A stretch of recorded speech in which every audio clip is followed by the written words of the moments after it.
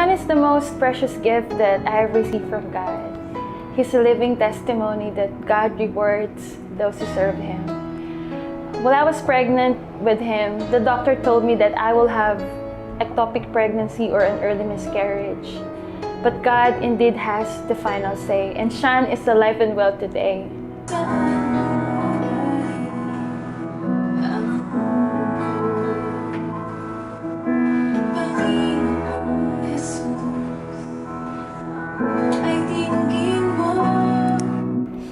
During one of the week of the Blackout Sundays, the Lord has clearly spoken to me about steadfastness.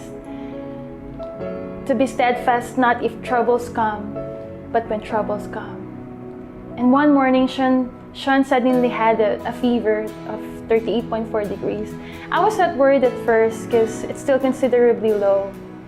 But while I was praying and worshiping, he suddenly had fits and I don't know what to do. He began to shake uncontrollably with saliva spilling out of his mouth, and suddenly his eyes were all white and he's not responding at all.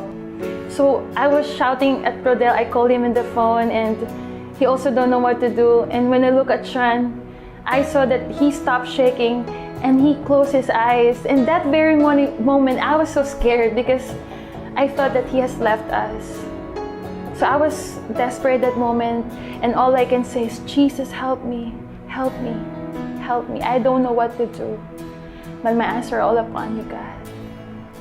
So we rushed Sean to the hospital and he was confined for 3 days.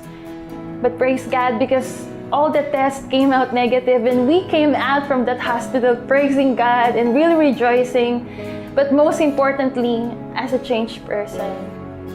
You know, during that moment, we felt like we were thrown in the fire, but we went out of it unharmed. You know, like what happened to the friends of Daniel. No, the fire didn't burn us because Jesus is with us through it all. You know, and the fire even took our impurities and self-reliance. You know, it took us to the end of ourselves and really trust that God will purify us like gold. So when we came home, I just sat down on my piano, and as I ponder on what just happened, I just sang this few lines to God. Now it says, Pangalan mo ang tatawagin ko, kahit anong unos man at bagyo, di matitinag ang puso ko. Totoo lamang sa'yo. Now, so I sent that recording to our team, and parts by parts had been added until the song was completed. During the finishing weeks of the song, you know, one of our leaders, Bibi, was also hospitalized. A very dear friend to us, my mentor.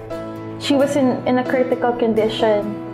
It was a season where we don't know what to do, we don't know what to pray and how to pray about her situation. But indeed, God is faithful. Today, she is a living testimony of another amazing God's miracle. Yeah, so this song reminds us that we are never alone. No matter how hopeless a situation may seem, we can always call upon the name of Jesus, and He will never fail to answer us. He will never fail to rescue and help us and meet us in our deepest cries and deepest needs. He is the light that shines in our darkest night. Psalm 121 says, I lift my eyes to the hills. Where does my help comes from? My help comes from the Lord, the maker of heaven